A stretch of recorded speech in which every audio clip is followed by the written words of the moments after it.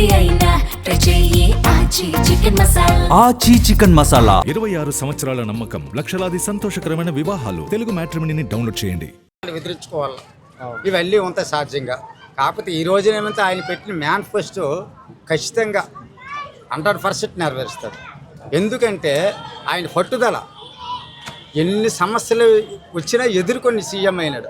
అప్పటికి కొన్ని సీట్లు సారినప్పుడు కూడా వాళ్ళందరితో కూడా కలుపుకుంటూ విజయ్ గారు సీఎం అయినారు.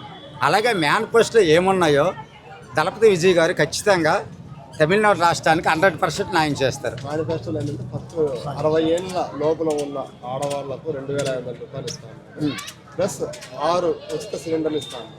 సో ఆల్రెడీ మన గ్యాస్ ఇష్యూ చాలా ఉంది ప్రజెంట్. సో ఇటువంటి సమయంలో అవి చేయగలరా? 60 సంవత్సరాలు దాటిన వాళ్ళకి 2,500 ఇస్తున్నారు. 60 సంవత్సరాల లోపల ఖచ్చితంగా 60 సంవత్సరాల లోపల 60 సంవత్సరాలు మ్యాక్సిమం ఇస్తాడు. ఈ గ్యాస్ సిలిండర్లు సంవత్సరానికి 6 అన్నారు. ఈ 6 నెలలు కాకుండా వచ్చి ఏడాది ఈ సమస్యలోనే కాబట్టి ఖచ్చితంగా విజయ్ గారు ఇస్తారు.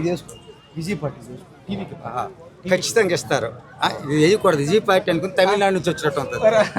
ప్రతి రాష్ట్రం నుంచి స్పందనలలో వాస్తవం. ఖచ్చితంగా సిలిండర్లు, గ్యాస్ సిలిండర్ కూడా ఖచ్చితంగా అమలు చేస్తారు. ఎందుకంటే ప్రజాసేవ చేయాలని విజయ్ గారికి ఒక కసి. తమిళనాడులో రాజకీయము అల్లోకొల్లలపై ప్రజలకి ఆందోళన చేసి భయభ్రాంతులు చేసింది కాబట్టి విజయ్ గారు దిగారు. అలాగే విజయ్ గారి పర్సనల్ లైఫ్ కూడా అట్లా ఆందోళనకరంగా చేశారని రాజకీయంలోకి వచ్చి ఏదైనా చేస్తారా? విజయ్ గారికి ప్రజలకు ఆందోళన చేసిన అవసరం నాయకులు ఏం అవసరం, భయపడిన అవసరం లేదు. ఆ ఏ పార్టీ నాయకులు కూడా విజయ్ గారిని భయపెట్టినంత సీను లేదు, ఆ ఆందోళన చెందవలసిన అవసరము లేదు. ఖచ్చితంగా అభివృద్ధి వైపే నడిపిస్తారు విజయ్ గారు. అంటే రివెంజ్ రాజకీయం ఏమైనా ఉంటుందా? ఉండొచ్చు, ఉంటుంది. ఫ్యామిలీ పరంగా కానీ సినిమా ఆపారు ఖచ్చితంగా అంతది విజయ్ గారు సినిమా సంవత్సరం రిలీజ్ చేసుకోలేపారు విజయ్ గారే. మీకు అది ప్రజా సినిమా పేరు ప్రజా సేవ, అది చేసుకోలేపారు. అవకతవకలు ఉంటాయి, ప్రతిపక్షం నుంచి ఉంటాయి, వేరే సైడ్ నుంచి ఉంటాయి, అన్నిటికీ ఉంటాయి. ఇవన్నిటికీ ఎదుర్కొనే సత్తా ఉంది కాబట్టి, ఎదుర్కొనే దమ్ము ఉంది కాబట్టి విజయ్ గారు వచ్చి ఈరోజు నిలబడ్డారు ప్రజల మధ్యన. అలాగే తమిళనాడు రాష్ట్రంలో ఏ రాజకీయ పార్టీలు కుట్ర చేసినా విజయ్ గారికి భయం ఏమి లేదు. ఖచ్చితంగా ఇప్పుడు అతనికి ఎవరైతే ఇబ్బంది పెట్టారో వాళ్ళ మీద రివెంజ్ ఏమైనా తీసుకుంటారు? అలాంటి వ్యక్తి కాదు విజయ్ గారు. రివెంజ్ తీర్చుకోవాలా, వాళ్ళని చేయాలి వీళ్ళని చేయాలని కాదు, ప్రజల వైపే ఉంటారు. ఒకవేళ పొరపాటున విజయ్ పైన ఏం రివెంజ్ తీర్చుకోవాలనుకున్నా కనుక అన్ని తట్టుకుంటారు తప్పితే ప్రజల వైపే ఉంటారు. విజయ్ పైన ఎన్నని అనుకోండి, ఆ నాయకులు, ఆ తమిళనాడు నాయకులు ఎవరు ఏం చేయాలనుకున్నా విజయ్ గారికి కట్టి వచ్చాను డోకా లేదు. ప్లస్ ప్రజల వైపే ఉంటారు విజయ్ గారు. అలాగే ప్రజలు కూడా విజయ్ గారి వైపు ఉంటారు ఖచ్చితంగా. 200 యూనిట్ల లోపు ఉండే వాళ్ళకి ఉచిత విద్యుత్ అన్నారు. రైతులకా అందరికి మొత్తం ఎనీ హౌస్ 200 యూనిట్ల లోపల ఉంటాయో ఫ్రీ అన్నారు. సో అసలు అది సాధ్యమేనా? దానికి తగిన బడ్జెట్ ఉంది అసలు? ఒకవేళ అంత బడ్జెట్ కేంద్రం నుంచి కానీ రాష్ట్రం నుంచి కానీ రాకపోయినా 200 యూనిట్ విజయ్ గారు అన్నారు. ఒకవేళ పొరపాటున జరగకపోయినా దానిలో 50% ఇచ్చే అవకాశం ఉంటుంది ఖచ్చితంగా. అది ఓన్లీ సిటీ వరకే ఉంటుంది, ఆల్ ఓవర్ రాష్ట్రం మొత్తం ఉండొచ్చు. ఒక సిటీ వరకు పెడితే మళ్ళీ విజయ్ గారికి మళ్ళీ అక్కడ బ్యాడ్ నేమ్ వస్తుంది. తర్వాత విజయ్ గారు పెట్టిన మేనిఫెస్టోలో సదానికి పైగా రేవంత్ రెడ్డి సర్కార్ పెట్టేది అంటున్నారు. నెవర్ ఒక రాష్ట్రాన్ని కంపేర్ చేయొద్దు. అంటే అతను పెట్టిన 6 సిలిండర్లు పెట్టాడు. విజయ్ గారు సొంత నిర్ణయంతో సొంత మేనిఫెస్టో రిలీజ్ చేసినారు. ఇక్కడ రేవంత్ రెడ్డి గారిని, అక్కడ జగన్ గారిని, ఇక్కడ విజయ్ గారిని మనం కంపేర్ చేయొద్దు, పోల్చొద్దు. విజయ్ గారి నిర్ణయం ఏంటంటే రాష్ట్ర ప్రజలకు ఏదైనా ఒకటి ఇవ్వాలా, మంచి భవిష్యత్తు ఇవ్వాలని నిర్ణయంతో పెట్టారు తప్ప ఒకళ్ళ సలహాలు తీసుకునేది కాదు.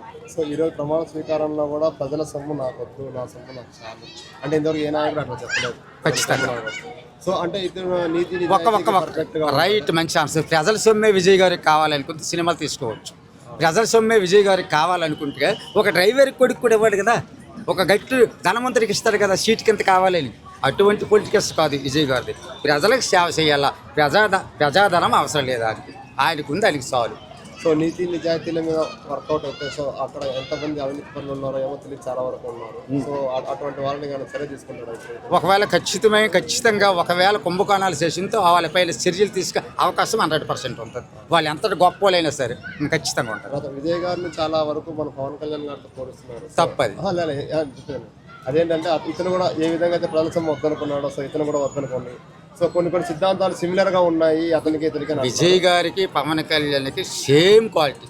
ఇక్కడ పవన్ కళ్యాణ్ గారు కూడా మంచి సేవా కార్యక్రమాలు, అక్కడ విజయ్ గారు కూడా ఇంతకుముందు సేవా కార్యక్రమాలు. వీళ్ళిద్దరు మనస్తత్వాలు ఒకటే, అలాగని వీళ్ళిద్దరికి తక్కువ చేసే అవకాశం లేదు.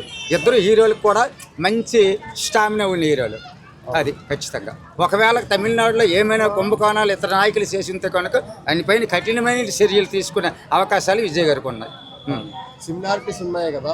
సో నెక్స్ట్ కూడా మన పవన్ కళ్యాణ్ గారు కూడా ఇండివిజువల్ చేస్తారా లేదంటే కూటమితోనే వెళ్తారా? ఒక మాట అండి, తమిళనాడు రాజకీయాలు రెండు వర్గాలే ఉంటాయి. ఆంధ్రప్రదేశ్ రాజకీయాలు చాలా కష్టం. అన్ని స్టేట్ల కంటే ఆంధ్రప్రదేశ్లో ఒక ఎమ్మెల్యే వాళ్ళంటే దాదాపు 20 సంవత్సరాలు పడుతుంది. ఆఫ్టర్ ఆల్ ఒక ఎమ్మెల్యే వాళ్ళంటే, ఎందుకంటే ఒకడు నేను రెడ్డిని అంటాడు, ఒకడు నేను కోప అంటాడు, ఒకడు వచ్చి కమ్మ అంటాడు, ఇంకొకడు వచ్చి దళితుని అంటాడు. ఈ చాలా రకాలైనటువంటి రాజకీయాలు. ఎక్కువ శాతం కుల రాజకీయం. ఒక కులానికి 10 మంది ఉన్నారంటే మన ఆంధ్రప్రదేశ్లో నేనే లీడర్ అంటాడు. మన స్టేట్ తోటి ఏ స్టేట్కి మీరు కంపేర్ చేయకండి. మన స్టేట్లో ఒక ఎమ్మెల్యే వాళ్ళంటే చాలా కష్టం. ఒక ఎమ్మెల్యే వాళ్ళంటే ఒక ముఖ్యమంత్రితో సమానం మన స్టేట్లో. తర్వాత కొంచెము ఎక్స్పీరియన్స్ లేని వాళ్ళు కూడా ఎమ్మెల్యేగా అవకాశం ఇచ్చి గెలిపించారు విజయ్ గారు. సో వాళ్ళకు ఎక్స్పీరియన్స్ రావాలంటే సో మరి ఎట్లా చేస్తారు? ఆ విజయ్ గారే చెప్తారు, మీ నియోజకవర్గానికి నీవు ఈ నిధులు తీస్తాను, ఈ రకంగా అభివృద్ధి చేయని విజయ్ గారే చెప్తారు. దాంట్లో సందేశం లేదు, ఎక్స్పీరియన్స్ చేయడం అవసరం లేదు. నేను చెప్పాను నీకు రేపు ఇక్కడికి రా ఇది చెయ్యని. అలాగే విజయ్ గారు కూడా నీకు నీ నియోజకవర్గానికి ఏం కావాలో ఆ తగ్గొట్టు నిధులు నేను ఇస్తాను, దాన్ని డెవలప్మెంట్ చెయ్యు. ఆ ప్రతి ఒక్క నియోజకవర్గానికి కూడా 234 నియోజకవర్గాలు ఉన్నాయి. విజయ్ గారు గెలిచినవి ఓడిపోలేవి, కానీ ఇప్పుడు ముఖ్యమంత్రి కాబట్టి అన్ని నియోజకవర్గాలు కూడా అతని దీంట్లో ఉంటాయి. అన్ని నియోజకవర్గాలు కూడా ఖచ్చితంగా జరుగుతుంది. సో మొత్తానికి సీఎం అయితే అయ్యాడు కదా, మరి జననాయకం రిలీజ్ చేస్తారా? జననాయకం రిలీజ్ చేస్తారా? సినిమా ఇంకా కొంచెం డిలే అవుతుంది, మరి ఆగుతుందండి. అదే ఎంత మాట అన్నారు. డేట్ అనౌన్స్మెంట్ చేయలేదు. ఖచ్చితంగా వస్తుంది, సక్సెస్ఫుల్గా ఆడుతుంది. ఇప్పుడు ఈ ముఖ్యమంత్రి ఒక గణం కదా, ఈ సినిమా కూడా అంత ఘనంగా వెళ్తుంది. ఫైనల్గా మనం ఇండియాలోనే top most one of the youth సీఎంలో ఈయన కూడా ఒకడు.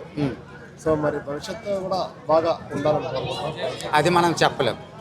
పొలిటికల్స్ అనేది ఈ రోజు ఒకలాగా ఉంటుంది, రేపు ఒకలాగా ఉంటుంది. దాన్ని మనం చెప్పలేం. అంతెందుకు ఇప్పుడు 2 పార్టీలు ఉన్నాయి ఈయనకి ప్రత్యర్థిగా. వాళ్ళు కూడా కొన్ని ఇబ్బందులు పెడతారు కూడా ప్రతిపక్షంగా ఎన్నో.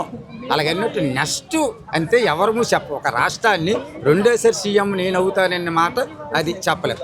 అది ప్రజల నిర్ణయం, ప్రజాదరణ. ఒకవేళ విజయ్ గారు ఖచ్చితంగా అక్కడ తమిళనాడు రాష్ట్రాన్ని అభివృద్ధి పదంలోకి ముందుకు తీసుకెళ్తే రెండోసారి కూడా అవ్వచ్చు. లేదు ఏమైనా ఒకవేళ ఈ మేనిఫెస్టో అమలు పరచిన వేళ సినిమా హీరో కదా అది అన్నాడు ఇది అన్నాడు అని గెలిపించడం చెప్పేసి మన జగన్మోహన్ రెడ్డికి తెచ్చినట్టు తేవచ్చు. అంత ఉదాహరణకి పొత్తు పెట్టుకోను అని చెప్పి చివరిలో పొత్తు పెట్టుకున్నారు. సో ఈ పొత్తు పెట్టుకున్న వాళ్ళతో రేపు ఏమన్నా భవిష్యత్తులో ఏమైనా ఇబ్బందికరంగా ఏమైనా రావచ్చా?